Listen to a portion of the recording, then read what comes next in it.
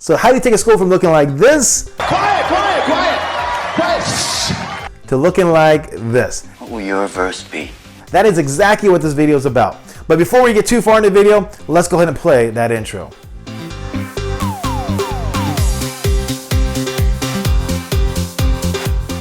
Now, if you're looking for the backstory of why our school needed to change, I mean, look at the link below and it'll take you to the very first video in this series. And if you want to know exactly what our detention program looks like, once again, click on the link below and there you can watch the video about what our detention program actually looks like and how it came to be.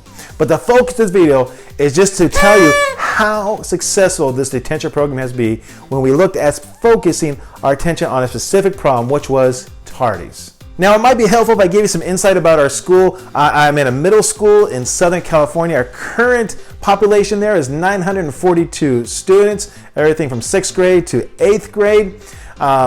In my opinion, we're probably just an average school, but I haven't taught anywhere else, so I cannot actually tell you that for sure. But what we did is we have this philosophy, or the philosophy that I take from my classroom into when I help transform the school, was this: fair, firm, and consistent, meaning we got to be consistent with our actions and our discipline. That's the first thing. Another one is this, that you need to make sure you take care of the small stuff so they don't turn into big stuff. And the last philosophy is the 10-80-10 rule, is this, that 10% of the population is always going to give you issues. 10% always going to do great no matter what, but our goal is to focus on that 80% to transform them into behaving the appropriate way at school. So with all these philosophies in mind, with our detention program in mind, we put something into place, and that was this: our focus was on tardies. When we first started out, we averaged per day, we averaged 124 period tardies. Now that is not tardies coming to school, all right? Because we're not gonna count that family issues, whatever else is. But between classes, the number was 124 tardies per day for our school. Now, to be honest with you, I actually think that number was a little low, because I know there's plenty of teachers that just kind of, let students walk in. They're having a hard time keeping track of students that are walking in late. And so I would say more often than not, teachers probably did not even mark students tardy that actually should have been marked tardy, just because they were so overwhelmed. So in reality, that number is higher. But for our argument's sake, let's stick with that 124. So how are we going to reduce that number? And the answer was this: we were going to start with tardy sweeps. Now, a tardy sweep is where teachers lock the doors. Easy enough, right? But then any student that is outside of the classroom because they were late, they would basically be issued a consequence. And in our case, they'd be issued a lunch detention. We are currently able to host at least 80 students, if not more, per day for detention because of the detention program we put in place. So we have the infrastructure for that. And so we were going to test it now by trying to alter the behavior of students for being late. So we wanted to cut 124 on down. We've done tardy sweeps before, but we never were consistent with them. We just weren't consistent.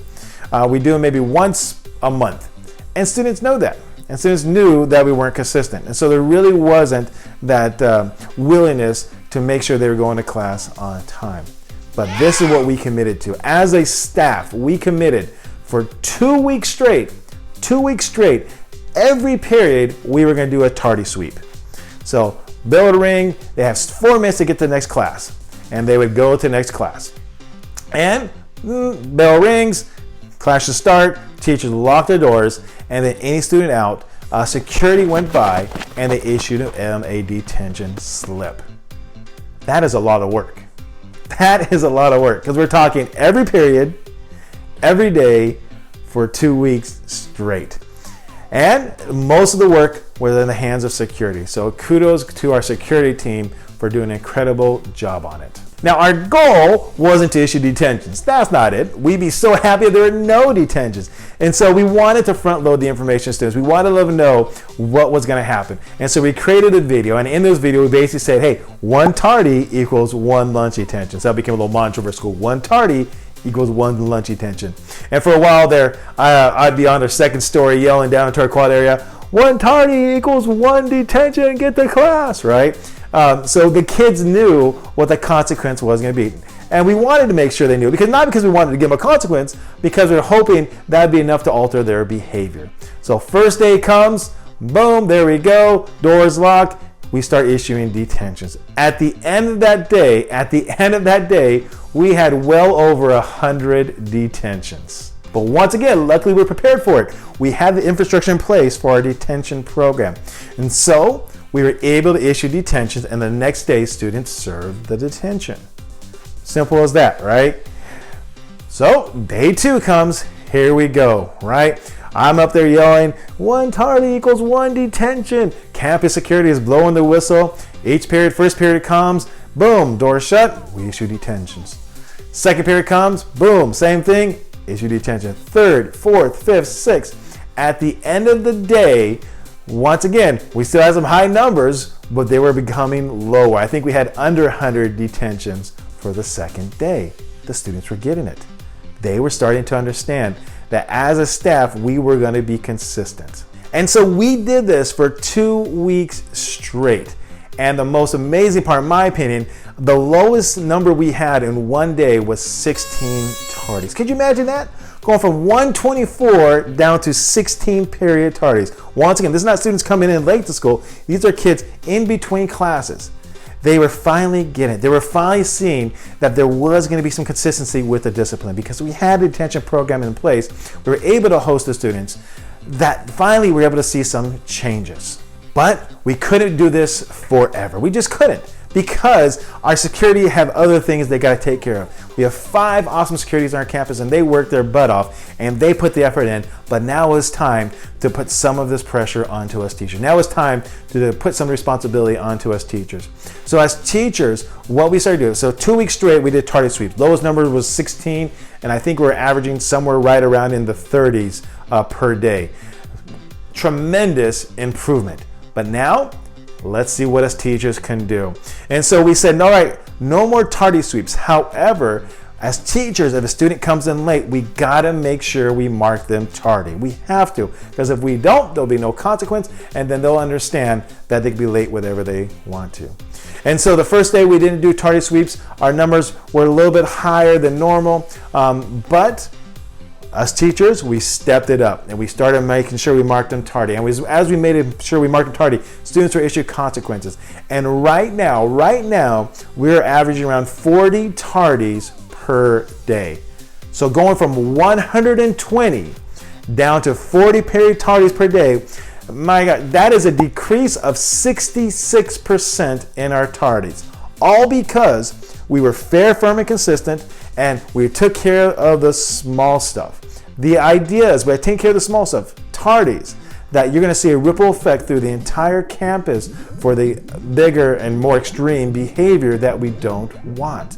And so it was a tremendous start for that. Oh my gosh, and this blew my mind. Here's some more numbers for you. I found this incredible.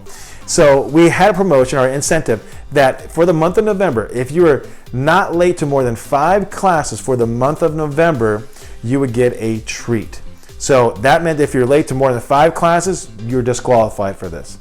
So for the month of November, we ran this 942 students.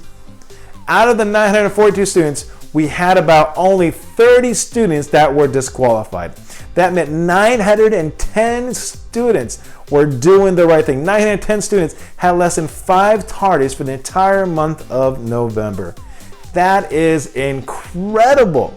And it all took place. It all happened because we had a detention program in place. It all happened because we had the support of all the entire staff, the teachers, security, and administration. It all happened because we are fair, firm, and consistent.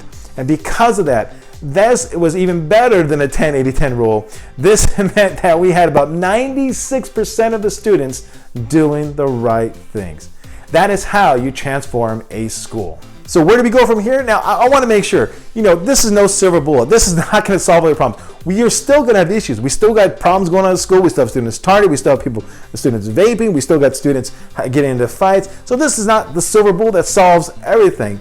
But it's my belief that by taking care of the small stuff, you're going to see less of the big stuff. So where do we go from here? That was our next thing. So for us, the answer, we took a staff survey and we came up with horseplay. That was going to be the next thing we were going to focus on as a school, was horseplay. And how does that turn out? Well, stay tuned for the next video.